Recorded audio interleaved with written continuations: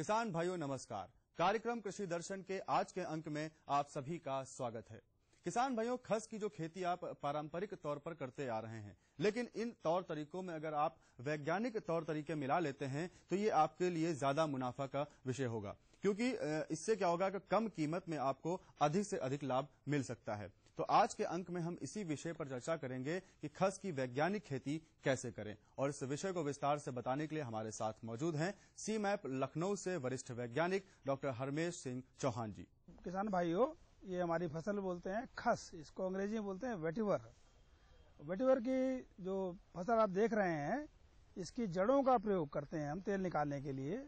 इसका मुख्य उपयोगी भाग जड़ होता है। ऊपर का हिस्सा जो है वो छप्पर आदि बनाने में प्रयोग करते हैं, लेकिन इसका जो नीचे जड़ें हैं वो करीब 1 फीट तक नीचे रहती हैं। उसको पूरा खोदते हैं, जड़ों को काटते हैं, उसका तेल निकालते हैं। और तेल जो हमारा जो है ये बहुत से जो हमारे जितने मूल्यवान हमारे जो एरोमा हैं, मूल्यवान जो हमारे परफ्यूम्स हैं, उसमें इसका प्रयोग करते हैं।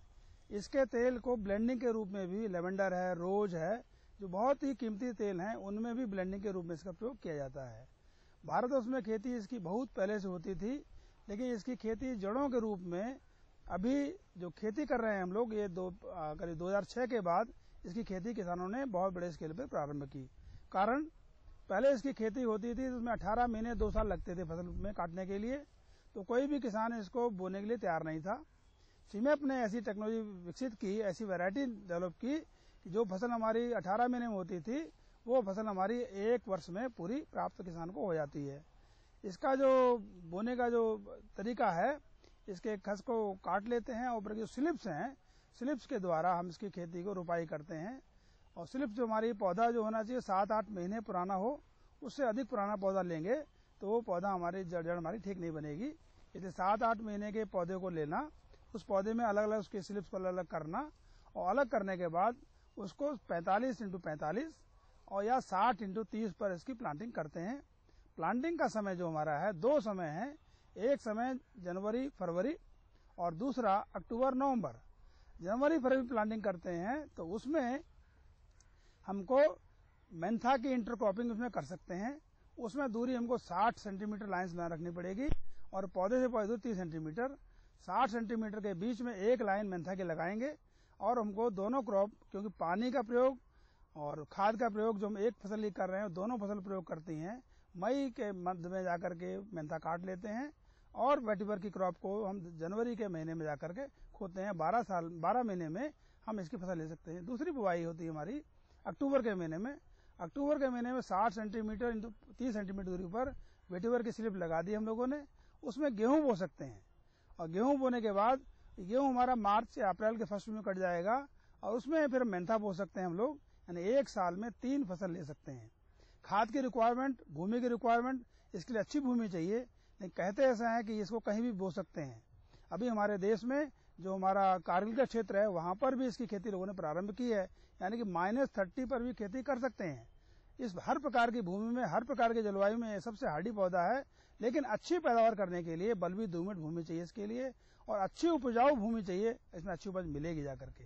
तो इसलिए 60 से 70 किलो फास्फोरस और 50 से 60 किलो पोटास और 120 किलो नाइट्रोजन, जिसको 4 भागों में देंगे, बोने के 30 दिन बाद, 60 दिन बाद, 90 दिन बाद, 120 दिन बाद देंगे तो हमको अच्छी उपज मिलेगी। बोते समय सिंचाई जरूरी है।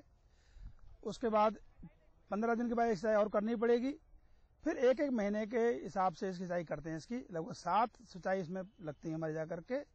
जड़ों को खोदने के बाद जड़ों को पानी से धो लेते हैं खूब साफ करके, क्योंकि मिट्टी होती है इसमें, और इसके तेल निकालने में 24 घंटे से लेकर के 48 घंटे का समय लगता है। इसके लिए विशेष तैयारी करनी पड़ती है, क्योंकि इसका पानी रिसाइकिलिंग करना पड़ेगा। इसके लिए थोड़ा प्लांट को मॉडिफाइड करना पड़ता है जाकर के। और एक चीज में खास बात है, इसका तेल थोड़ा पानी के बराबर या पानी से भारी होता है, इसलिए इसको अलग करने के लिए थोड़ा सा विशेष टेक्निक की जरूरत पड़ती है, और लंबा समय लगने के कारण से इसके तेल में कि अच्छी उपज प्राप्त हो, इसलिए अच्छा प्लांट चाहिए हमको। और इसकी उपज जो हमको मिलती है 15 से 20 कुंटल तक जड़ प्राप्त होती है हमको पर हेक्टेयर के रूप से, और उसमें हमारा 18 से 25 किलो तेल हमको प्राप्त हो सकता है।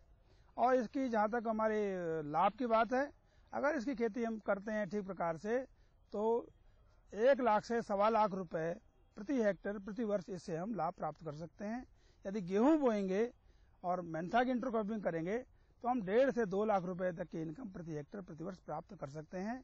इस फसल में एक विशेष बात और भी है कि इसमें कोई कीड़ा और बीमारी का अभी तक हमने देखा नहीं है। इसके अंदर लगते हैं बीमारी कीड़ियां, लेकिन ये फसल बड़ी हार्डी फसल है।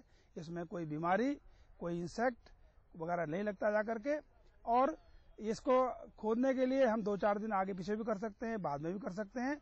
इस प्रकार से इस फसल को पैदा करके किसान जो है अच्छा लाभ प्राप्त करता है। एक इसमें विशेष लाभ और होता है, इसकी फसल बोने से इसकी जड़ें जो हैं हम 60% तक जड़ खोद पाते हैं। 40% जड़ें हमारी खेत में ही रह जाती हैं, वो खेत की उपजाऊ शक्ति को बढ़ाती हैं। यानी ऑर्गेनिक फार्मिंग की बात करते हैं, यदि इसकी हम खेती करते हैं तो इसके बाद जड़ें जो बोने के बाद 40% जड़ें हमारी खेत में बच गई, उससे हम खेत की उपजाऊ शक्ति बढ़ा सकते हैं। उसमें बैक्टीरिया उसमें अच्छे पैदा होंगे जाकर के, इसलिए खेत की उपजाऊ शक्ति बढ़ाने के लिए इसकी खेती करना आवश्यक है और इससे बड़ा हमको लाभ प्राप्त होता है। हमारे खेतों की मिट्टी में फफूंदी की अनेक किस्में पाई जाती हैं। इनमें से कुछ फसलों को हानि पहुंचाती हैं तथा कुछ लाभदायक होती हैं, जैसे ट्राइकोडर्मा। ट्राइकोडर्मा एक प्रकार की मित्र फफूंदी है जो विभिन्न प्रकार की दालों, तिलहनी फसलों, कपास, सब्जियों, कुछ फल जैसे अमरूद की फसलों में पाए जाने वाले भूमि जनित रोग जैसे उकठा, जड़ गलन को नियंत्रित करने में महत्वपूर्ण योगदान करती है। ट्राइकोडर्मा फसलों में रोग उत्पन्न करने वाली फफूंदी को रोकता है, उचित वातावरण पाकर मिट्टी में भली भांति फैलता और पनपता है तथा नर्सरी की अवस्था से ही पौधे को सुरक्षा प्रदान करता है। चंद्रशेखर आजाद कृषि एवं प्रौद्योगिक विश्वविद्यालय कानपुर के पादप रोग विज्ञान विभाग की बायो कंट्रोल लैब में ट्राइकोडर्मा का व्यावसायिक उत्पादन किया जा रहा है। हमारी कैमरा टीम ने इस लैब के प्रभारी डॉक्टर मुकेश श्रीवास्तव से इस संबंध में जानकारी प्राप्त की। किसान भाइयों, इस वक्त मैं चंद्रशेखर आजाद कृषि एवं प्रौद्योगिकी विश्वविद्यालय कानपुर की बायो कंट्रोल लैब में हूँ। इस समय मेरे साथ है प्रभारी bio control lab doctor Mukesh Srivastava ji. आइए उनसे बातचीत करते हैं। डॉक्टर साहब का बहुत बहुत स्वागत है कार्यक्रम में। मैं जानना चाहता हूँ कि जो ट्राइकोडर्मा है ये क्या है और किसान भाइयों के लिए किस तरीके से लाभदायी है। ट्राइकोडर्मा एक फफूंदी होता है जो भूमि में भूमि जनित रोग लगते हैं, जो रोग भूमि के द्वारा पैदा होते हैं, उनको ये समूल नष्ट करने में बहुत सहायक सिद्ध होता है। और भूमि जनक रोग, पूरे जो रोग होते हैं उससे जितनी भी हानियां होती है वो करीब 7% अकेले हानि रोगों से होती है। लेकिन ये उसमें भी जो उसमें होती है उसमें 7% में से अकेले 4.5% बीमारियां जो हैं वो भूमि जनित होती हैं। और भूमि जनित रोगों से रोकथाम के लिए इस तरह के जैव उत्पाद जिसमें ट्राइकोडर्मा मुख्य है वो काफी लाभकारी पाया गया है। जिससे आप लोग सुनते होंगे भाषा में, गांव की भाषा में उकठा रोग लगता है। उकठा रोग बहुतायत से लगता है, जितनी भी प्रकार की सब्जियां हैं, दलहन है, तिलहनी है, सब में लग रहा है रोग। तो इन सब की रोकथाम के लिए ये जैव उत्पाद ट्राइकोडर्मा को प्रयोग करते हैं। ये लैब का विकास किस तरीके से किया आपने? ये इस लैब को विकसित करने के लिए हमको राष्ट्रीय उद्यान मिशन ने आर्थिक सहायता प्रदान की थी और उसके अंतर्गत हमने इस लैब को विकसित किया है। इसमें उपकरण क्रय किए हैं और चूंकि जैव उत्पादों का व्यावसायिक उत्पादन करने के लिए उसका पंजीकरण कराना पड़ता है, तो उसको हमने हैदराबाद से CIB से सेंटर उसमें सेक्शन 9B के तहत इसका पंजीकरण कराया। और पंजीकरण कराने के बाद 3 उत्पादों का पंजीकरण कराया गया है, ट्राइकोडर्मा का, स्यूडोमोनास का और बेवियरा बेसियाना का। तीनों का रजिस्ट्रेशन कराने के बाद जो है उसको हमने स्मॉल स्केल इंडस्ट्री जिला उद्योग केंद्र से उसका अनापत्ति प्रमाण प्राप्त किया है, पॉल्यूशन कंट्रोल बोर्ड से लिया है और राज्य सरकार ने हमको इसका लाइसेंस जारी कर दिया ताकि हम इसका व्यावसायिक उत्पादन कर सकें। और आपको यह भी मैं बताना चाहूंगा कि प्रदेश का ये एकमात्र कृषि विश्वविद्यालय है जिसको ये लाइसेंस प्रदेश सरकार द्वारा जारी किया गया है। और साहब, ये जैव उत्पादों का जो उत्पादन होता है एक साल में कितना होता है? हमारे पास अभी जो हमारे पास कैपेसिटी है, जो फर्मेंटर है, इससे हम 2000 टन प्रतिवर्ष पैदा कर सकते हैं। शीघ्र ही हम इस क्षमता को बढ़ाने जा रहे हैं और 6000 टन तक इसको हम इसकी उत्पादन क्षमता विकसित कर लेंगे। डॉक्टर साहब, ये ट्राइकोडर्मा किसानों तक कैसे पहुंचेगा, उससे क्या लाभ है किसानों को? ऐसा है कि जो भी इस तरह के कृषि विश्वविद्यालयों द्वारा इस तरह के परीक्षण किए जाते हैं, इनका हम लोगों का एक ये भी मैंडेट होता है कि हम इसको किसानों तक कैसे पहुंचाएं। हम विभिन्न किसानों के खेतों पर, प्रक्षेत्रों पर प्रदर्शन भी करते हैं और हमारे खुद के भी ट्रायल चल रहे हैं कानपुर और उसके एडजॉइनिंग एरियाज में, जहां जहां पे हमारे जुरिस्डिक्शन एरिया में जो भी क्षेत्र आते हैं उनमें हम परीक्षण कराते हैं, किसान उसको देखते हैं और लाभ उठाते हैं। एक बहुत बड़ी समस्या से उनको निजात मिलेगा जब इस तरह के सरकारी संस्थानों में या विश्वविद्यालयों में इसका उत्पादन शुरू हो गया है, क्योंकि इनको बाजार में जो मिलता है उनका जो क्वालिटी होती है, गुणवत्ता अच्छी नहीं होती है। और इसीलिए उत्तर प्रदेश सरकार ने एक ब्लैंकेट ऑर्डर किया है, शासनादेश भी कर दिया है कि जितना भी ट्राइकोडर्मा का उत्पादन इस विश्वविद्यालय द्वारा किया जाएगा, प्रदेश सबसे पहले यहीं से आपूर्ति कराएगा, उसके बाद कहीं से लिया जाएगा। डॉक्टर साहब, ट्राइकोडर्मा के उत्पादन के लिए इतनी बढ़िया जानकारी देने के लिए आपका बहुत बहुत धन्यवाद। जी। किससे बात कर रहे थे इतना हंस हंस कर? किसान कॉल सेंटर में विशेषज्ञ से खेती के बारे में सलाह ले रहा था। सुबह भी रात को भी? किसान कॉल सेंटर सुबह 6 बजे से रात को 10 बजे तक खुलता है। रविवार को भी? साल के 365 दिन खुलता है। पर तुम ये सब क्यों पूछ रही हो? मैं तो कुछ और ही समझी थी। कृषि संबंधी समस्याओं का अपनी भाषा में तुरंत समाधान पाने के लिए पूरे भारत में किसी भी फोन से राष्ट्रीय हेल्पलाइन नंबर 1800-180-1551 पर संपर्क करें। ये लो और बताओ। बस। अरे ये क्या भैया जी, बस इतनी सी रासायनिक खाद? किसानी छोड़ रहे हो क्या? किसानी नहीं, नादानी छोड़ रहे हैं। मिट्टी की जांच कराई है। अब तो लाला जी जितनी जरूरत है उतने ही उर्वरक खेत में डालेंगे। हाँ, किसान भाई आज ही अपने जिले की नजदीकी भूमि परीक्षण प्रयोगशाला में मिट्टी की जांच जरूर करवाएं और मिट्टी में पोषक तत्व, नमी व पौधे के विकास को देखते हुए केवल जरूरत के अनुसार ही पोषक तत्व डालें। और हाँ, मिट्टी में गंधक, जस्ता, बोरोन जैसे सूक्ष्म पोषक तत्वों का पता लगाना भी न भूलें। उर्वरक और जैविक खाद के सही उपयोग से भूमि का उपजाऊपन बनाए रखें, उत्पादकता बढ़ाएं, खर्चा घटाएं और बहुमूल्य विदेशी मुद्रा बचाने में भी सहयोग दें। और हाँ, धीमी गति से नाइट्रोजन उपलब्ध कराने वाले उर्वरकों जैसे नीम लेपित यूरिया को प्राथमिकता दें और यूरिया का पत्तों पर छिड़काव करें। अरे वाह, तू तो सचमुच समझदार हो गया रे। अधिक जानकारी के लिए संपर्क करें जिला कृषि अधिकारी या किसान कॉल सेंटर।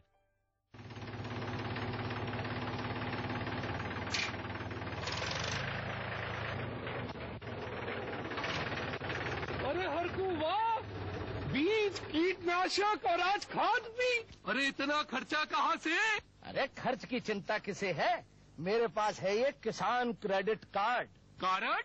अरे बैंकों द्वारा जारी इस कार्ड से किसान उसकी सीमा तक की रकम कभी भी बैंक से निकलवा सकता है और खेती बाड़ी की सामग्री कभी भी खरीद सकता है। कर्ज के झंझट से भी छुटकारा और तो और बिजली के बिलों का भुगतान, डीजल इससे खरीदना और आसान हो गया है। तो हर को भैया एक कार्ड मेरे लिए भी। किसान क्रेडिट कार्ड के लिए नजदीकी बैंक से संपर्क करें और पाएं ढेर सारे लाभ। श्यामू भैया, सरकार कह रही है पूर्वी भारत में भी दूसरी हरित क्रांति आएगी। अरे ये तो पंजाब और हरियाणा में हुआ था, यहाँ तो अनाज की पैदावार अब भी कम है। सरकार की बातों में कुछ तो दम होगा, आखिर यहाँ बारिश 3 गुना होती है। चलो वैज्ञानिक का नंबर मिलाते हैं। अरे वाह, आ गए। नमस्ते सरपंच जी। हाँ भाई, उपजाऊ जमीन की कीमत को पहचानो। जरूरत है सिर्फ सही किस्म और तकनीक अपनाने की। पूर्वी भारत में सरकार कम गहरे नलकूप और बोरवेल के निर्माण के लिए सहायता दे रही है। लेकिन सरकार से और मिलेगा क्या? भरपूर मदद, जमीन की तैयारी से लेकर फसल की कटाई तक तकनीकी सलाह। 1000 हेक्टेयर के सैकड़ों क्षेत्रों में चावल और गेहूं के खास प्रदर्शन भी चल रहे हैं। अरे वाह, फिर तो हमारे खेत भी लहला उठेंगे। क्या ये सपना सच होगा? हाँ जरूर, पूर्वी भारत अब हरित क्रांति का अग्रदूत होगा। आओ हम सब मिलकर कदम बढ़ाएं। खुशबू की फुहार में, स्वाद की बहार में, तरक्की की तानों में, खिलती मुस्कानों में, हरे भरे पौधों में, बड़े बड़े सौदों में, मधुर भिनभिनाहट में, खुशियों की आहट में। NHM बागबानी मिशन, हमारी चाहत, आपकी मुस्कुराहट। जी। किससे बात कर रहे थे इतना हंस हंस कर? किसान कॉल सेंटर में विशेषज्ञ से खेती के बारे में सलाह ले रहा था। सुबह भी रात को भी? किसान कॉल सेंटर सुबह 6 बजे से रात को 10 बजे तक खुलता है। रविवार को भी? साल के 365 दिन खुलता है। पर तुम ये सब क्यों पूछ रही हो? मैं तो कुछ और ही समझी थी। कृषि संबंधी समस्याओं का अपनी भाषा में तुरंत समाधान पाने के लिए पूरे भारत में किसी भी फोन से राष्ट्रीय हेल्पलाइन नंबर 1800-180-1551 पर संपर्क करें।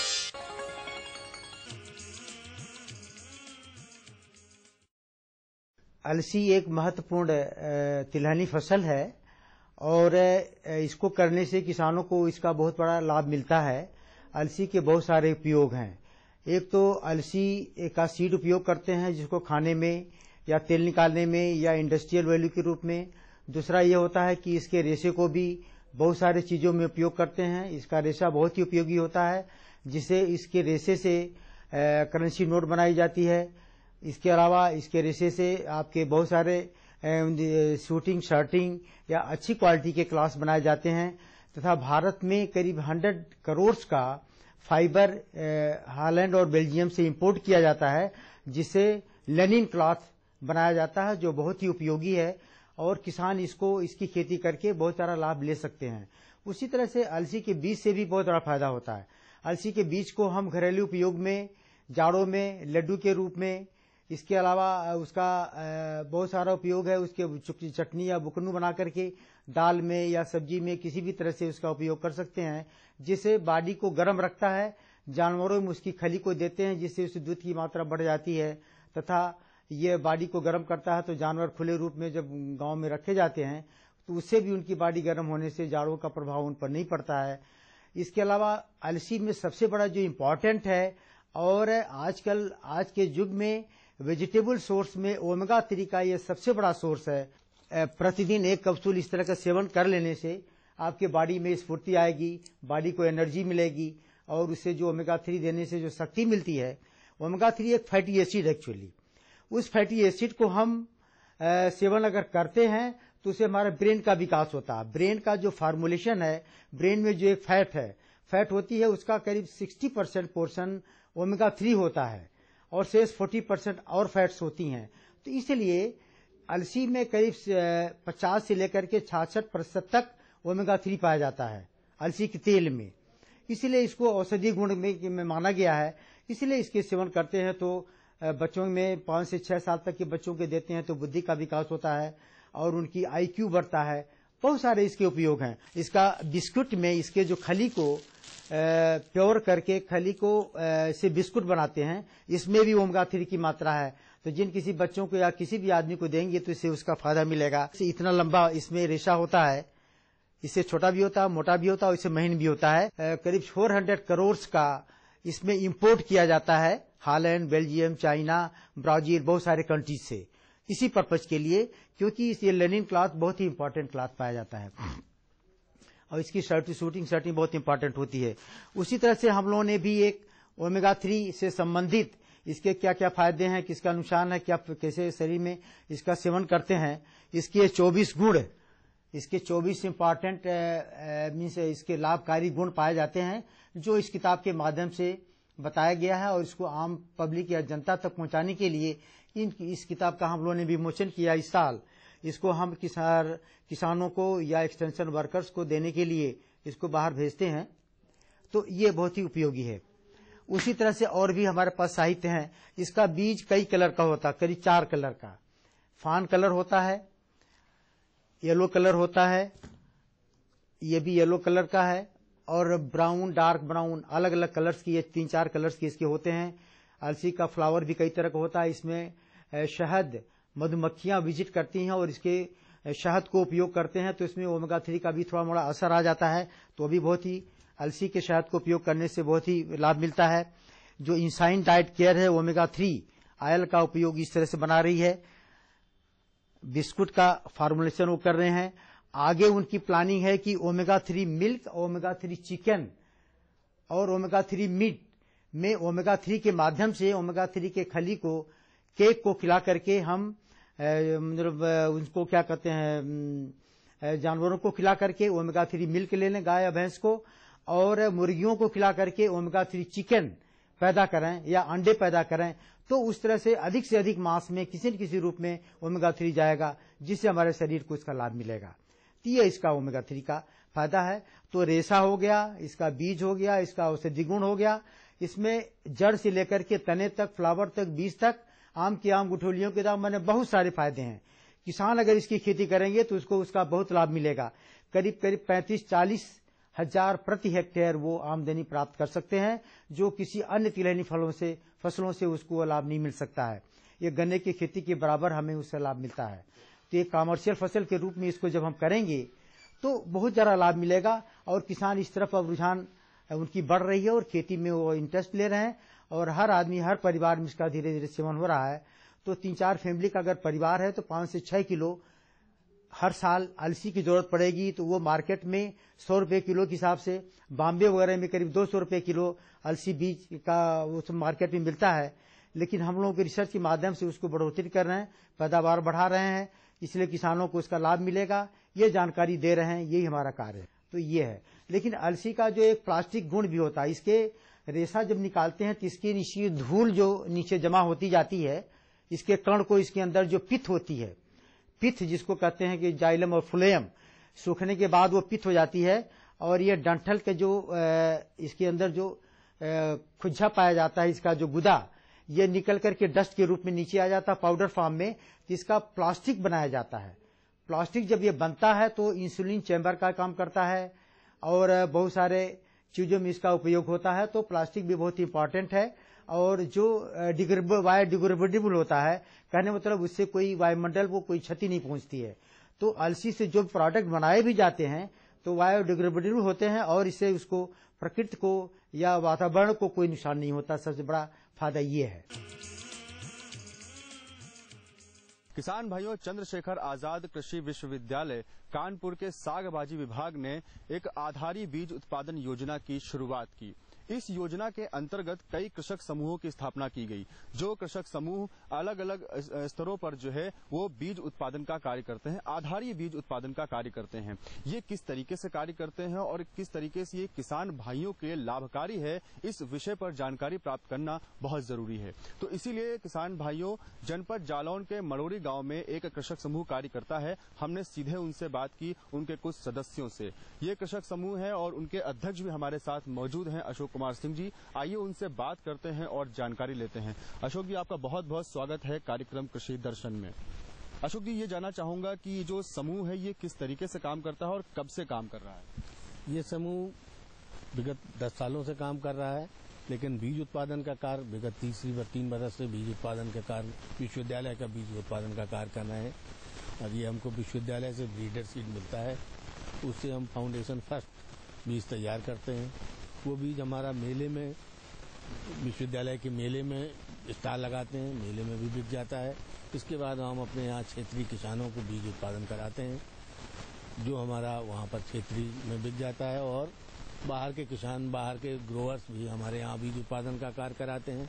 वो लोग वहाँ से हमारे यहाँ से बीज ले जाते हैं। बीज की क्वालिटी बहुत अच्छी है। अशोक जी, लगभग 3 सालों से बीज उत्पादन का कार्य कर रहे हैं, तो आपके समूह का नाम क्या है? मेरे समूह का नाम जय गुरुदेव स्वयं सहायता समूह ग्राम मड़ोरी मेरे समूह का नाम है। लगभग कितने सदस्य हैं इस समूह में? हमारे समूह में जो बीज उत्पादन का काम कर रहे हैं 10 लोग हैं, जो मटर बीज उत्पादन का कार्य कर रहे हैं। और विगत 3 सालों से ये कर रहे हैं मटर बीज उत्पादन का कार्य। जो ये आधारी बीज उत्पादन आप करते हैं, तो ये इसका बीज आप कहाँ से प्राप्त करते हैं? इसका बीज हमको कानपुर विश्वविद्यालय, चंद्रशेखर आजाद कृषि प्रौद्योगिकी विश्वविद्यालय कानपुर से, शाक भाजी अनुभाग से बीज मिलता है हमको। और 4 कुंटल 90 किलो हमको बीज मिलता है 10 लोगों को, जिसमें 50-50 किलो बीज हर किसान को दिया जाता है। वो अपने फील्ड पर उत्पादन करते हैं। इसके बाद बीज प्रमाणीकरण में इसका हम संस्था से इसका रजिस्ट्रेशन कराते हैं। बीज प्रमाणीकरण संस्था हमारे फील्ड को देखने आती है। जो भी उसमें उनका निर्देश होता है, उस निर्देश के अनुसार हम उसका रोगिंग और उसमें दवा वगैरह का स्प्रे कराते हैं। जब हमारे बीज की कटाई होती है उसके बाद वो हम उनको उसकी ग्रेडिंग करते हैं। बीज प्रमाणीकरण संस्था के कर्मचारी व अधिकारी उसका की सामने उसकी पैकिंग, ग्रेडिंग होने के बाद पैकिंग और सील की जाती है। बोरियां 40 किलो की पैकिंग की जाती है। उसके बाद उसको हम मेले में ले आते हैं, क्षेत्रीय में लोगों को देते हैं और कंपनियों को भी बीज का फाउंडेशन आधारी प्रथम बीज उनको उपलब्ध कराते हैं। ये प्रोसेसिंग इसकी कैसे करते हैं आप?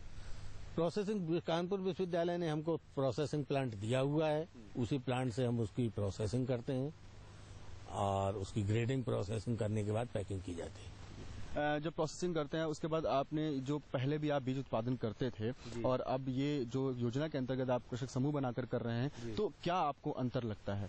पहले जो हम मटर का उत्पादन करते थे वो हमारा खाद्यान्न के रूप में बाजार में बिकता था। ये जो हम मटर उत्पादन बीज उत्पादन करते हैं, ये बीज में बिकता है। पहले से हमको 2 गुने से भी अधिक इसमें लाभ हो रहा है। हमारे समूह के सभी लोगों को उस पहले से 2 गुना फायदा हो रहा है। तो इसका जो विपणन करते हैं वो आप कैसे करते हैं? उसका विपणन हमने आपको बताया कि विश्वविद्यालय के मेले में भी मेले में स्टॉल लगा के विपणन करते हैं। उसके बाद हमारे यहाँ क्षेत्रीय किसान जो हैं वो हमारे यहाँ से बीज ले जाते हैं। लगभग क्या लाभ आपको मिल रहा है इस वक्त? अब ऐसे बाजार में मटर 2500 रुपए 3000 रुपए कुंटल बिकता है, लेकिन ये भी मटर का बीज हमारा 60 रुपए 70 रुपए किलो तक बिक जाता है। अशोक जी, ये जानना चाहता हूँ कि लगभग 3 सालों से आप ये कृषक समूह के अंतर्गत कार्य कर रहे हैं, तो लगभग 3 सालों में क्या आंकड़े आपको लगते हैं, क्या उत्पादन में बढ़ोतरी हुई है? 3 सालों से जो हम काम कर रहे हैं उसमें पहली साल 80 कुंटल पैदा हुआ, दूसरी साल 85 कुंटल के आसपास पैदा हुआ, इस साल 90 कुंटल के आसपास मटर का बीज का उत्पादन हुआ। पहले 50 रुपए किलो में बेचा, फिर 65 रुपए में बेचा। इस साल हमने 75 से 80 रुपए किलो में मटर बेचा है, तो लगभग 2 गुने से भी ज्यादा हमको फायदा हो रहा है। बिल्कुल अशोक जी, आपकी बातों से साफ लग रहा है कि लगातार उत्पादन भी बढ़ रहा है और आपको उसकी लागत भी अच्छी जो है उसको लाभ भी उसको आपको अच्छा हो रहा है। ये जानना चाहता हूँ कि इस कृषक समूह की आगे की क्या योजनाएं हैं? आगे की योजनाएं हमारा अन्य जिलों में भी इसको बीज की सप्लाई देना, जो बीज उत्पादन कंपनियां हैं उनको बीज देना, और उन बीज कंपनियों वो मेरे जिले में उत्पादन कराती हैं, क्योंकि जालौन जिला बुंदेलखंड स्पेशल है, बुंदेलखंड में मटर दलहन स्पेशल है, तो उस हिसाब से हम गांव वो कंपनियों को बीज देते हैं और आगे भी अन्य जिलों को भी आपूर्ति करने के लिए विचार बना रहे हैं। अशोक जी, आपने जो हमें अपने अनुभव बांटे हैं हमसे कि किस तरीके से आपने सदस्य समूह की शुरुआत की, कैसे आपने कार्य किया और इस सभी किसान भाइयों के लिए किस तरीके से लाभदायी हैं, बिल्कुल इन सभी बातों के लिए आपका बहुत बहुत धन्यवाद। तो किसान भाइयों, सफलता का कोई मूल मंत्र नहीं होता है। आप सही दिशा में मेहनत करते रहिए, सफलता आपके साथ जरूर होगी। जो हमने बातचीत की, बिल्कुल आप इस तरह के सदस्य के साथ, समूह के साथ कार्य कर सकते हैं और अपने जो उत्पादन क्षमता है वो बढ़ा सकते हैं। इसी तरह की विभिन्न जानकारियां लेकर हम लगातार आते रहेंगे। तब तक के लिए नमस्कार।